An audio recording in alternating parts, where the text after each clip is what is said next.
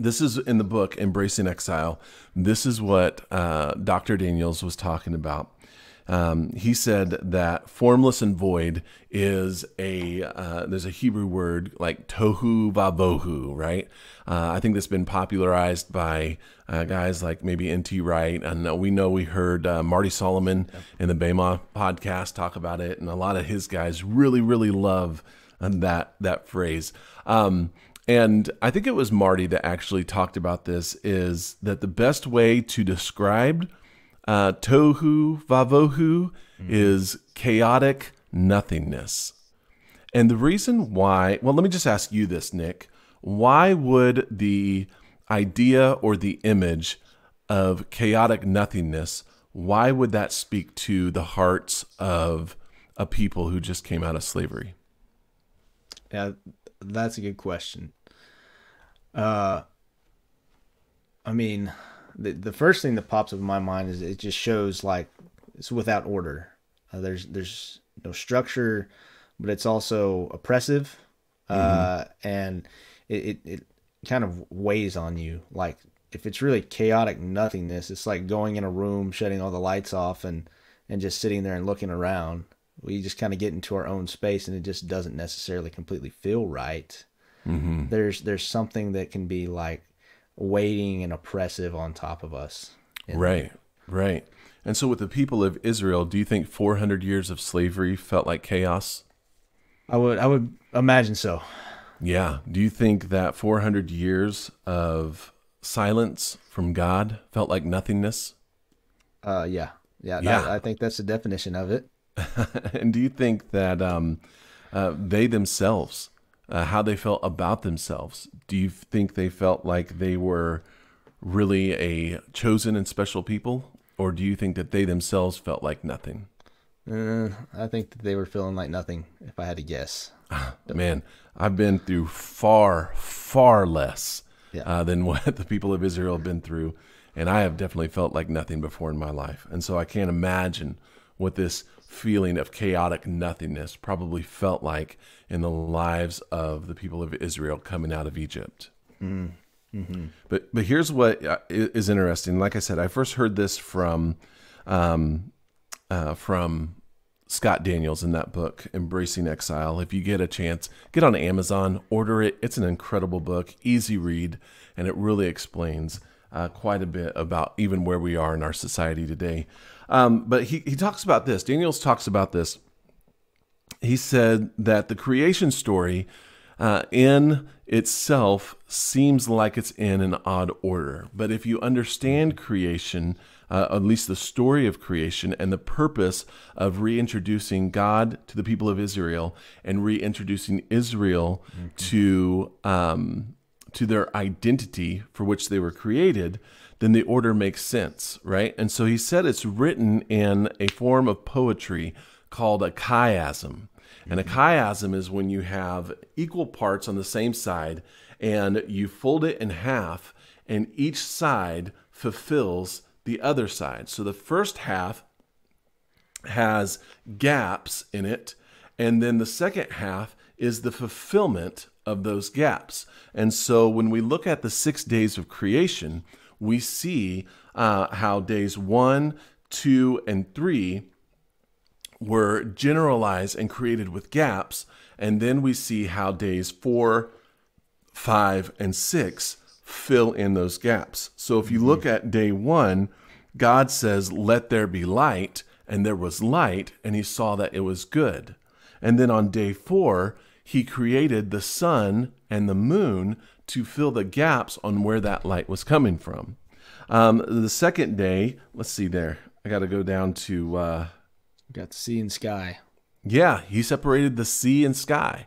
And then on day 5, he starts to fill the sea and sky with fish and birds. Mm-hmm. And then on day 3, he separates land and water, right?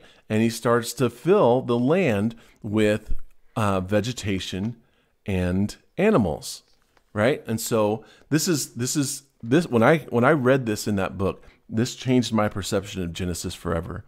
That the purpose that God was explaining to the people of Israel is this concept of separation, filling, and blessing. that God will hover over our chaotic nothingness. He will separate out of chaos, and he will fill the void with new creation, and he will bless it to be a blessing to the entire earth. And so just as he separated the chaos of creation, he filled it with new creation and blessed it to be a blessing, to reproduce and be a blessing to the entire earth. And so with the people of Israel, he's explaining to them in this creation narrative that I see your chaotic nothingness. I see the slavery that you have been in for 400 years. I see the nothingness that you have felt and experienced and thought. But listen, I am going to take that chaos.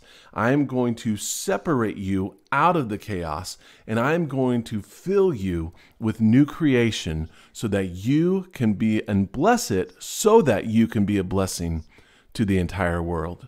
And this is God letting the people of Israel know that he is about to do a good work in them. What are your thoughts, Nick? Yeah, I mean, you kind of just alluded to one of the biggest things that ever blew my mind was that this isn't like a math equation. You know, right? That 1, 2, 3, 4, 5, 6, 7. All right, we got to the end. It kind of defines a little bit more about what's going on. And that honestly, we have a beautiful structuring of the universe that really started this all off.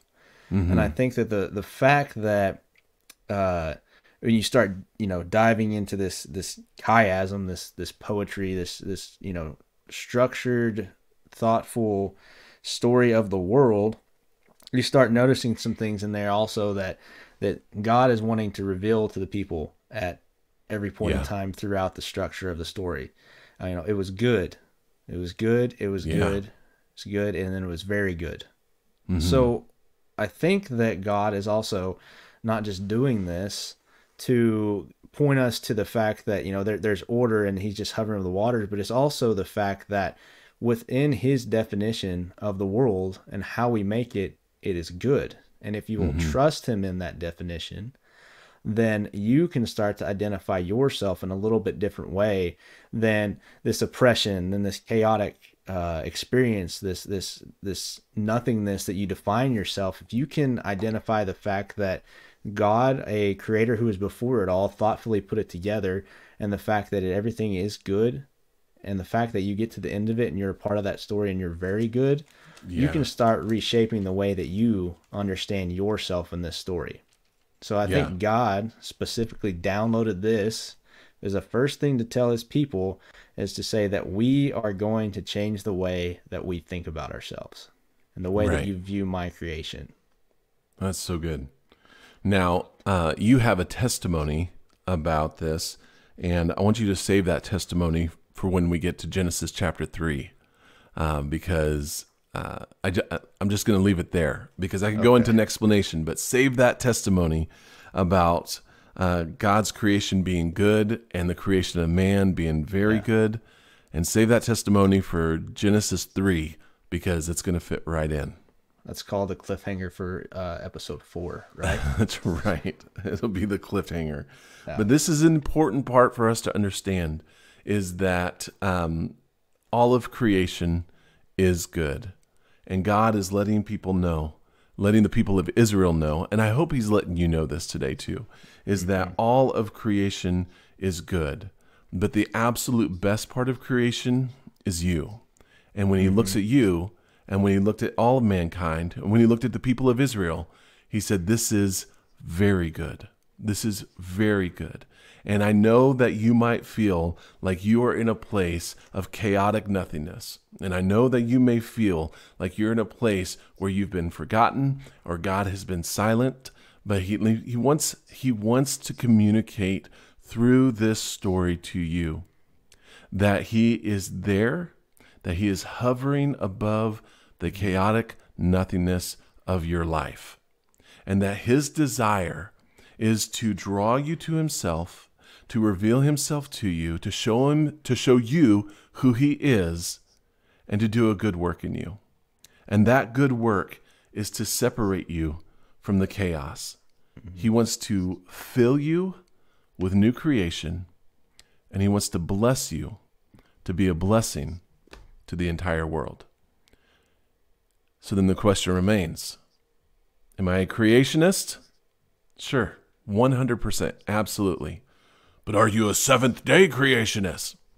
It's just kind of a detail that doesn't even interest me anymore.